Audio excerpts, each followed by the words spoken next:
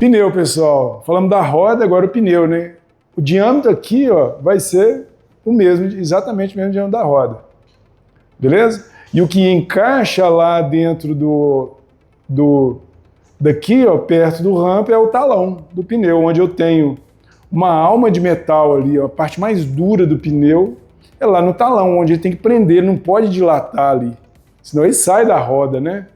Então o talão, você vai cortar um pneu, chegou no talão ali, a serra já começa a pesar, né? Então eu tenho o talão, a carcaça, né, que é o corpo dele, beleza? As cinturas, né, o contrário, cintura no pneu é aqui, né, não do lado, beleza? As cinturas são as camadas aqui na banda de rodagem. Tá? Eu posso ter cinturas, vários reforços aqui que a gente chama de cinturas, cada uma numa orientação, para o prego, um objeto perfurante não passar com facilidade, beleza? Então aqui, ó, a carcaça, eu posso ter uma carcaça radial, como é esse caso, ó, você vê que a linha aqui, ó, ela está no sentido raio, tá vendo? Então isso é uma carcaça radial.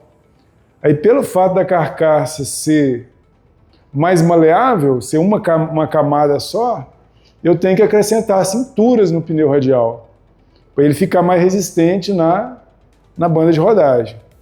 Olha o diagonal aqui versus radial, ó. O radial, as linhas da cintura estão no sentido do raio. E o diagonal, eu já tenho várias camadas, por isso que chama diagonal, cada uma num sentido. Só que pelo fato de eu ter uma carcaça com várias orientações, o pneu fica mais duro, beleza? Então ele é mais indicado para veículos de carga, veículo mais pesado, de baixa velocidade. Se eu usar um pneu diagonal num carro de passeio, o carro vai ficar muito duro, o pneu vai aquecer demais, pesado. Então eu uso um pneu radial, que é mais flexível aqui na lateral, beleza? Vai me dar mais conforto. E acrescento o quê? As cinturas nele, ó, para ele ter resistência na banda de rodagem. Então tem que respeitar assim, ó, as especificações, né? Porque realmente vai aquecer, né? A construção do pneu diagonal é muito pesada. Vai encontrar em caminhão, trator, veículo fora de estrada, off-road, né? O diagonal já é bom. Porque é baixa velocidade e ele é um pneu mais resistente, a perfuração lateral principalmente. Os carros de passeio aqui, cara, tudo radial. Até de caminhão hoje, a maioria dos caminhões aí, até carreta, é radial. Tá? O diagonal ele é um caso mais específico. Uma carga muito extrema, um off-road pesado, aí já vai ser diagonal. Para ele uma pá eólica, por exemplo, um negócio muito pesado. É, aqueles pneuzinhos menores, aquelas carretas com aqueles pneus menores, provavelmente é diagonal. E aí a banda de rodagem ela já vem com a camada de borracha maior, tá? Então assim, o radial, a principal vantagem dele com relação ao diagonal não é só essa questão do conforto, mas a flexibilidade que ele dá. Então, olha só, imagina, eu tenho uma carcaça aqui, ó. Imagina um araminho desse aqui. Esse aqui é nylon hoje, antigamente era arame, né? Pega um ponto desse aqui, ó. Cada giro ele vai dar uma flexionada, não vai? Cada giro que o pneu der no chão, na hora que passar no chão, ele vai fazer isso. Passou, ele subiu de novo. Então, ele vai fazendo aquilo ali e vai aquecendo, tá? Então, no radial, eu consigo mais flexibilidade sem aquecer. Imagina isso acontecer no diagonal. Eu tenho muito mais fio, muito mais componente ali para flexionar, então vai aquecer muito. Então, o radial eu consigo velocidades mais altas, com mais conforto. Aí eu compenso isso aonde? Na cintura. Coloco mais cinturas aqui para ele ficar com a banda de rodagem resistente. Isso aí.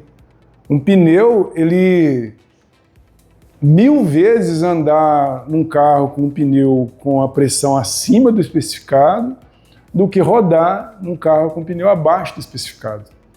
Porque se ele está com a pressão abaixo do especificado, você concorda que ele vai flexionar mais? Né? Pneu muito vazio, vai aquecer mais. Pneu muito cheio, ele vai flexionar menos, então ele vai aquecer menos, mais segurança. Então assim, se eu for andar, tiver que escolher, qual pneu que você quer? Muito cheio ou muito vazio? Com certeza muito cheio. Por exemplo, se você está num ambiente quente, né? As moléculas do ar, elas vão ficar mais agitadas. Então vai caber menos ar dentro do pneu. Você calibrou ele quente, deu pressão, beleza. Só que o ar está quente. O que é um ar quente? Agitado. Esfriou, baixou a agitação, o pneu vai murchar. Né? Vai ter a mesma quantidade lá dentro, só que...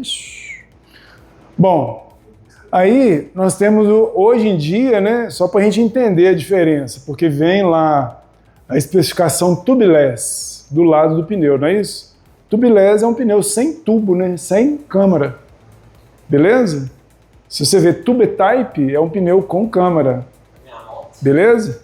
Sua moto com câmera? Pois é. Aí, ó, tá vendo? Legal? Então, ó, eu tenho com câmera, que é o tube type, e tenho sem câmera. Então, no sem câmera, para substituir a câmara de ar, que é o caso de todos os nossos pneus aqui, eu tenho uma camada mais macia dentro do pneu que chama liner. Beleza? É como se eu pegasse a câmara de ar e colasse ela dentro do pneu. Você pode olhar que tem uma borracha macinha ali, chamada liner, para esse pneu não vazar pela borracha. Aí o que a gente falou agora, antes desse assunto? Pneu vazio. Beleza? O que vai acontecer com um pneu muito vazio? O cliente vai andar com um pneu muito vazio, vai flexionar muito. O que vai acontecer com a temperatura? Subir. Subiu a temperatura, qual que é a borracha mais macia do pneu? É o liner. Quem que vai queimar no pneu primeiro? O liner. Só que ele vai continuar rodando, não vai? Não vai acontecer nada. Beleza, aí o carro vai esfriar. Aí na hora que chegar aqui pro Vitinho ali para trocar pneu, vamos rodar o pneu no ar. A máquina mandou. Gira o pneu no ar na hora que você for balancear. Não é isso? Pede para virar. Aí na hora que você desmontar o pneu, você vai ver que ele tá cheio de pó ali dentro. Já viu? Já. O que é o pó dentro do pneu? É porque ele rodou vazio, o liner não aqueceu, fundiu, o cliente continuou rodando, o carro esfriou, aquele liner derretido virou pó. Aí você olha ali, ó, ali dentro tá cheio de pó de pneu. É o liner que desintegrou e esfriou. E virou pó porque estava em movimento, né? Como se fosse um liquidificador ali dentro. Não é? Então assim, viu, cara? Tá cheio de pó? Com certeza o liner já rodou vazio. Certeza absoluta. Teve um cara na internet que ele comprou um pneu de uma determinada marca e colocou no carro dele. Aí gravou um vídeo falando mal daquela marca de pneu. Porque eu comprei isso aí pro meu carro e tal. Aí, ó, fui desmontar o pneu aqui, ó, cheio de pó dentro. Meu filho, você acabou de perder. Você acabou de confessar o seu pecado sem querer. Ou seja, rodou vazio. Entendeu? Tem lógica, né? Então vai acontecer isso aí, tá? Quando eu tenho o pneu com câmara, a válvula está na câmara de ar, não é isso? Um pneu sem câmara vai estar na roda e ela precisa ter a sua vedação. Legal? Sempre observando aqui as inclinações, né? 5 graus aqui do perfil, manter isso aí. O diagonal para o off-road ele é melhor. Imagina isso aqui passando em cima de uma pedra. Imagina isso aqui passando em cima de uma pedra. Aqui você abraça a pedra, né? O pneu ele movimenta. Aqui você transpõe a pedra mesmo que passando por cima dela. Então o diagonal para off-road, o pessoal costuma esvaziar mais o pneu, ele é melhor por causa disso. Baixa velocidade e alta carga, diagonal. Alta velocidade e cargas mais baixas, teoricamente precisa um pouquinho mais de conforto, radial. Né? Na dúvida, é o que a gente está falando, é sempre seguir o que é especificado para o carro, né? Não mudar. Mas pegou a estrada de terra, por exemplo, muito cascalho, você pode baixar a pressão um pouquinho também, o carro fica mais confortável, né? Para a pedra que pegar ali do lado, ao invés dela pegar um pneu muito duro e cortar, ela tipo encostar assim, a borracha absorver, né?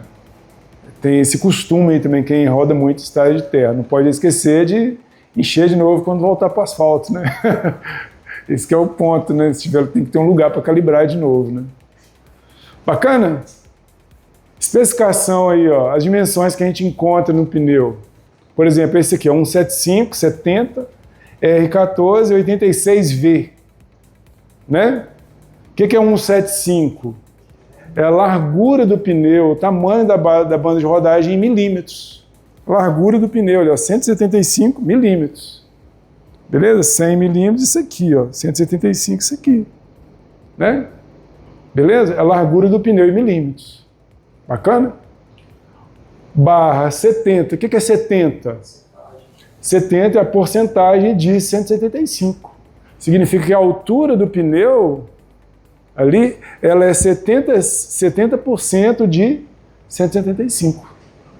Não é 60 milímetros, igual o pessoal pensa, né? 60 milímetros de altura. Não é, é a série do pneu, a gente chama de série 70, que é 70% da largura.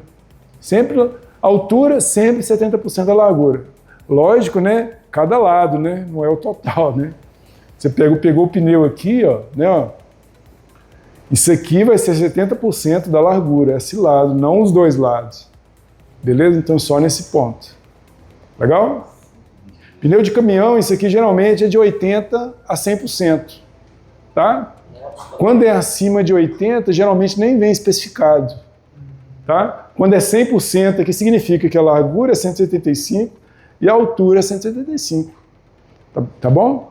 Então, abaixo de 80 é que vem geralmente a especificação, porque tem alguns pneus que você vê tá assim, ó.